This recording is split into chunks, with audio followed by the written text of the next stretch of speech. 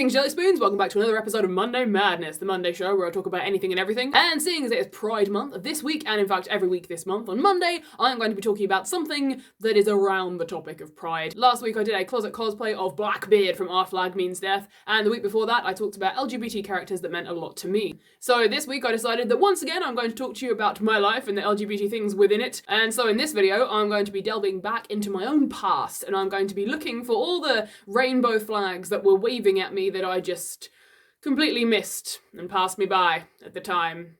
But hindsight is LGBTQ, my friends. So I'm going to take you through a little journey of Morku, and I'm going to show you some of the things that, looking back in hindsight now, I recognise were definitely rainbow flags that I was a-waving. Before we jump right into this video, I would like to make a very small disclaimer. This video is made in fun and humour, and good humour at that. I am looking back and laughing at myself, and hoping that you guys can laugh along with me. I would like to say, however, that while this is all in fun, please remember that no two people's experiences are going to be exactly the same. There is no right or wrong way to discover that you are a part of this community, so please bear that one in mind as I'm taking you through my particular journey. Alright then, some fruity rainbow flags coming up. Let's delve into the childhood of Morku. I'll try to do these in sort of chronological order then, so starting with itty bitty baby Morku. When I was first old enough to discover and decide that I had a favourite colour, my favourite colour was, is, and has always been purple. And not just any purple, it had to be bright, bold, obnoxious purple, like Cadbury purple, that kind of purple. And I don't know about you, but I personally just feel there's something a tiny bit fruity about that. Carrying on through childhood into adolescence, teenage years, and my adulthood as well, something I have noticed on looking back is that all of my favourite characters, no matter whether they were from a TV show, a movie, a book, a comic, anything, they were all male. Starting with my first and foremost absolute favourite character, Peter Pan, and then onto characters like Sirius Black in the Harry Potter series. To be honest, I think I should get extra bonus fruity points for him because I also did enjoy Lupin as well. Legolas, the fantastic elf from The Lord of the Rings. The wickedly charming Steve Leopard from the Darren Shan saga. Jareth from Labyrinth. I mean, come on, that entire movie is just covered in glitter. How did I not see the flags flying right there? Ford Prefect from The Hitchhiker's Guide to the Galaxy, absolutely love him, and there is definitely a tinge of something fruity about Ford. And then Prince Caspian as well from the Narnia series. I particularly love the books and the BBC series. When I was a kid, the movie was not out yet. We had the BBC drama, and boy oh boy was it amazing. Another character that I was talking about quite recently actually is Scipio as well, from a book called The Thief Lord, which does also have its own movie, which was... It was alright. It was an alright movie. I remember going to Venice and reenacting scenes from the book with my sister because I love Scipio that much. I mean, he flounces around the rooftops in a long coat and a mask. Yeah. And then you have characters like the Phantom of the Opera who flounces around under things in a big cape and a mask. There's just something fruity there, man. And then you get to characters like Vax'ildan and Mollymauk Tea Leaf, although by the time I was into Vax'ildan and Mollymauk, I was getting a little bit more gender and sexuality savvy. So overall then, the point I want to make here is that the characters that I always related to and enjoyed the most and found as my favourites were male ones. Now, I never believed that you could only relate to characters who were exactly like you. Hell, then the world would be a very boring place. But it is interesting to look back over my life now, particularly knowing the things I know about myself in this present moment, and notice that I never related to anyone female presenting. This next one is a rather sweeping generalization, but I think you guys will all understand. I was, and still am, a raging theatre kid. Now, I'm not saying that being interested in theatre or being an actor or into musical theatre immediately makes you a fruity, rainbow flag waving, pride, fantastical, LGBTQ creature, but there is certainly a little bit of collaboration between the two, should we say. And the fact that I was a theatre kid, on top of everything else on this list, really should have been a clue looking back on it. But hey, I had no idea at the time. Also interesting to note alongside this is that predominantly, whenever I auditioned for a part, it was usually a male one. There were a couple of times I got cast as a girl, and I didn't mind, particularly because one was a very good part. But when I was given the choice, and when I was making a decision, I was always going for the male characters, and predominantly it was what I got cast in. I've played Peter Pan, I've played Ford Prefect in a version of The Hitchhiker's Guide to the Galaxy, Puck and Oberon from A Midsummer Night's Dream to do some drama skits for exams, a T-Bird in Grease, and one of the Jet Boys, whose name I've completely forgotten now, in a production of West Side Story, among many other shows that I've been lucky enough to be part of. Again, I think this harkens back a little bit to characters that I relate to. If I don't feel that I can portray them well and do them justice and understand them at least a little bit, I don't want to audition for them, let alone play them. I also find this in my cosplay as well.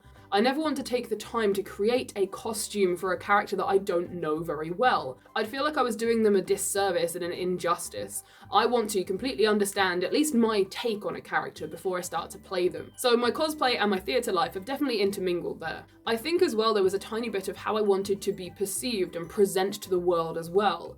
When I was playing these characters, I was comfortable, I was happy, I was enjoying my roles on stage. And I think there's something to be said for the fact that the roles I really wanted the most and enjoyed playing the most were the male ones, and they were the ones where I felt the most comfortable and confident as well. So this next one in particular, I personally think is one of the larger blue, white and pink flags that I was waving at the time and just did not notice. And you guys will see why in a second. So back when I was about 7 years old, I think at the time, and I was the very young, burgeoning Peter Pan hobbyist and obsessionist that I still am to this day, I absolutely loved the character of Peter Pan, and I decided that I wanted my hair cut short so that I could be more like Peter Pan. And I did not care that it would make me look like a boy. In fact, that was kind of the intention, and so I got it. I asked my parents. My family are amazingly supportive and wonderful, and I love them all very dearly. I have a very large and extensive family, and they're all absolutely amazing. And they didn't see a problem with this, so I was about 7, 8 years old, got taken to the hairdressers, got it all chopped off. I did have hair down to about my shoulders at the time, and it all got snipped. It was nearly as short as I have it today, to be honest, and I loved it, and I thought it was amazing. And I kept that haircut for years, all the way through middle school and then up into a little bit of high school. It grew out a little bit, and then as a teenager I got it all cut short again, and in fact it was very similar to this haircut that I have today, only it was ginger because I was natural at the time and it had a flare of purple going through it. So yeah, personally I think that those two haircut decisions were rather large blue, white and pink flags that I was waving without realising at the time. The reason I think that that's such a big flag that I was waving at the time is partly because when I did it as a child in particular, I wanted to emanate boy. I wanted to appear as masculine. I wanted to be boy. I wanted to be like Peter Pan, the only character at the time that I really genuinely related to. And I think that had a lot of deeper meaning going on to it than I quite realised at the time. And then as a teenager, even though when I decided I wanted it cut short again, I wasn't emanating a boy, I wasn't trying to do that time, I was still thinking that this was something I really wanted. It was going to feel comfortable, more like me, it felt much better. And so I think that those reasonings behind the decisions that I made for my hair, yeah, that was a flag I was waving. This next one is quite a simple one, and it has been with me since I was quite a young child, and it continues until now, and I think most of you will know this about me. I freaking love pirates. And historically, and just in the nature of the shows we've got about pirates right now, and the way that they dress is just so fantastic. Yeah, there's a lot fruity about pirates, alright? So looking back, that was probably the rainbow skull and crossbones flag that I was waving all through my life. And if you would like to wave a rainbow pirate flag for pride, then you can purchase this rainbow pirate.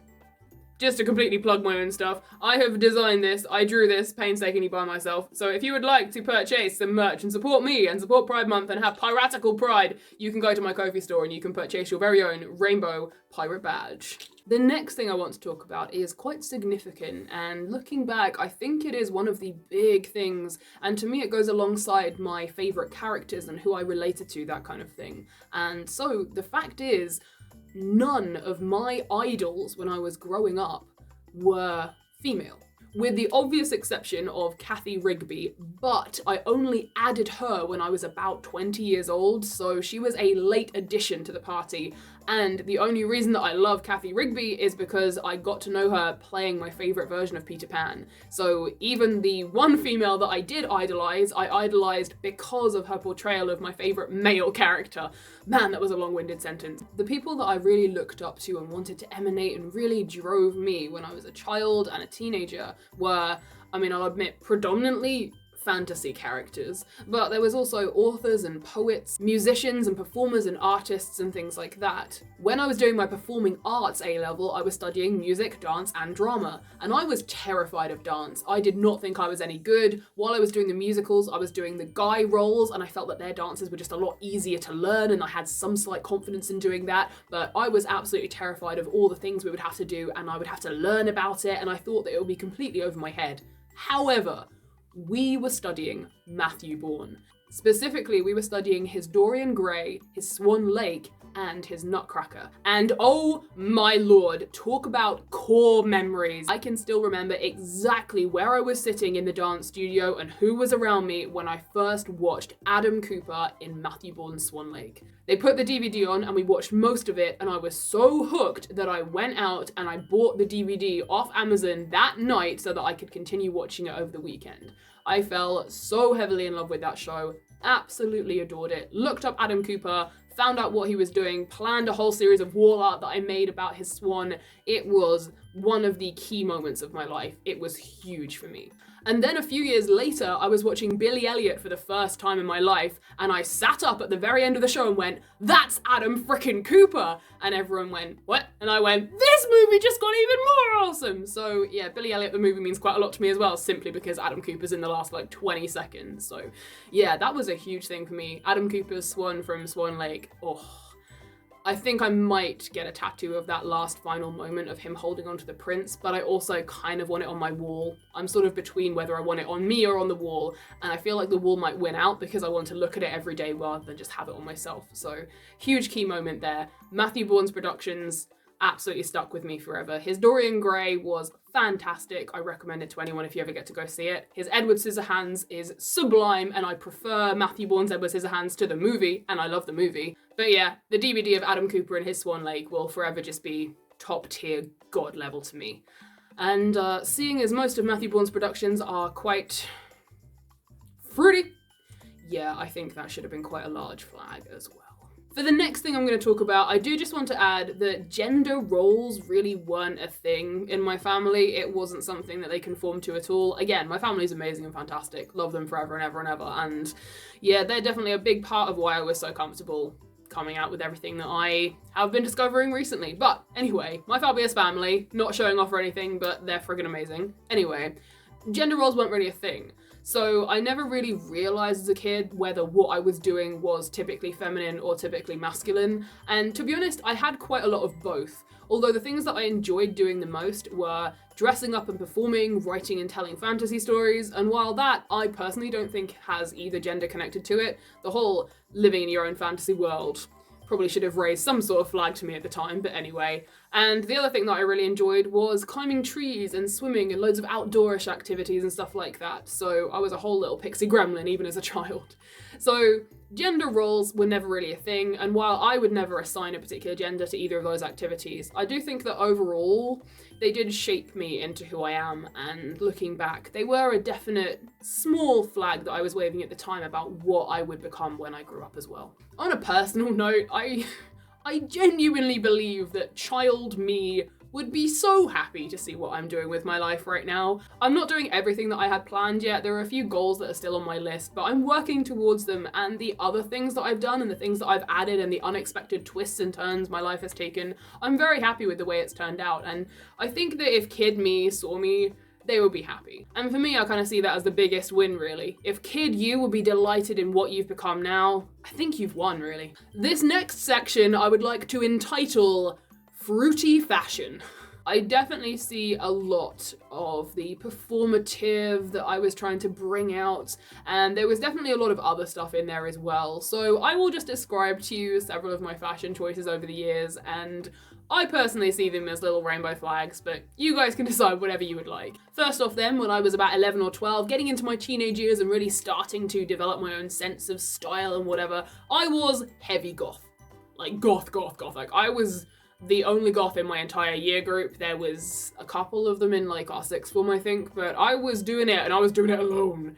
and I would come to school with like feathers in my hair and this crazy eyeliner makeup. The goth, performative, angsty teen was in full force. Then as I started to experiment more as I got older, I would add really flamboyant colours, and I started to get really creative with bold, like crazy patterns and stuff. I still kept some of the goth nature as well, but I went really big on the colours and interesting stripes and dots and patterns and things like that. And then when I realised that I could add a touch of the piratical to my outfits, I would add those as well. You'd get the big belts and the chains and stuff like that. The piracy definitely stuck. Then as the years moved on again and I started to go to LARP events, I started to add touches of the fae and the magical and the mystical and the really sort of fantasy world elements to everyday outfits. And I began to realise that every day you can dress however you want. And you shouldn't save it for another day or a special occasion. That was my thing. And I still think this right now. You can be comfortable and still look freaking amazing. Why save it for some odd day in the future when you could be amazing now? You can be amazing to go to the grocery store. There is nothing stopping you. And everyone else is either going to love it or be really jealous. And both of those reactions are absolutely fine. So that was the mindset I definitely got into. And I started to combine all of it. And now you have this sort of slightly goth, crazy, fae, piratical creature that I am today. And yeah, looking back on all of that, I definitely think that some of the choices that I made were slightly fruity, sprinkling of fruity, and if nothing else, I think it was expressive in a way that I wasn't sure how to be elsewhere. I wasn't always the crazy confident person that you see before you right now. I used to be really quite shy. As a kid and into my teen years, I was outspoken, but only around certain people. The time I felt really confident was doing drama in my drama classes, in my Lambda exams, when I was doing that, when I was on stage performing. When I was performing, I felt the most confident. And I think I added a touch of that into my clothing as well. When I was a goth and I was wearing all this makeup and these clothes, there was no way to hide in a crowd. People would notice you. And I think that was one way of getting myself to have that confidence. I made myself have it. I've definitely done that over the years. Every time I've had a dip in the confidence, it's always spiked back up again because I've just almost forced myself to just go, right, pretend you've got it. Pretend you've got this confidence again, and eventually tricked myself into regaining confidence. So part of that was performative, and I think a lot of that stems from the fruity little flags that I was waving without quite realising through my fashion sense as well. So looking back over the fruity waving flags of my life, we have had performance-based stuff, we have had fruity fashion, we have had very gay swans dancing in the prince's arms, we have had fruity pirates, we have had all the male characters I have ever played, and the parade of favourite characters which have also been masculine. And all of that added together, I just think waves a huge succession of rainbow coloured flags. Now, there is one more thing I would like to talk about, but before I do, I would like to give a very brief content and trigger warning. While I won't be mentioning anything particular in any depth or detail, the next thing I want to talk about is more serious. Serious said seriously.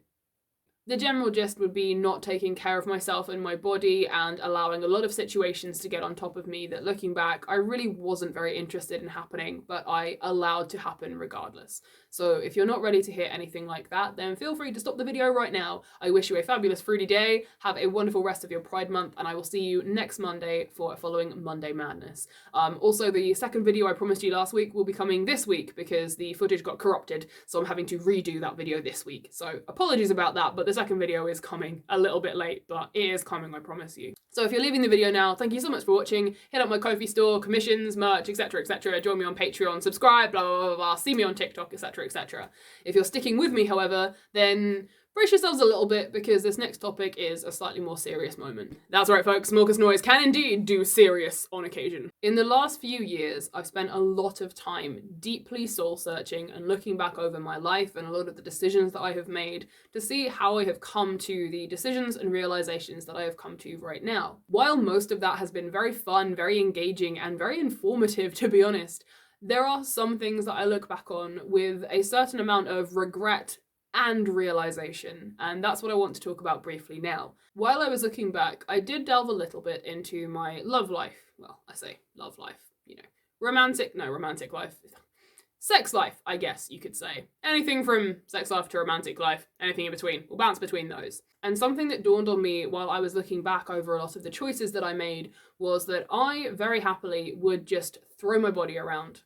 I would allow myself to get into situations that I wasn't necessarily very comfortable or happy with, but I would just let them happen. I dated a lot of people I really wasn't very bothered about. I allowed people to manipulate me. I was guilt tripped a lot. I stayed in a lot of relationships way longer than I should have done, even though inside I decided and knew that I wanted out. But I stayed because of guilt tripping or because I had some sort of sense of requirement, like I had to stay or that I couldn't leave or anything like that. And I was very easy at points to just lead along and just go, okay, I'll go with it.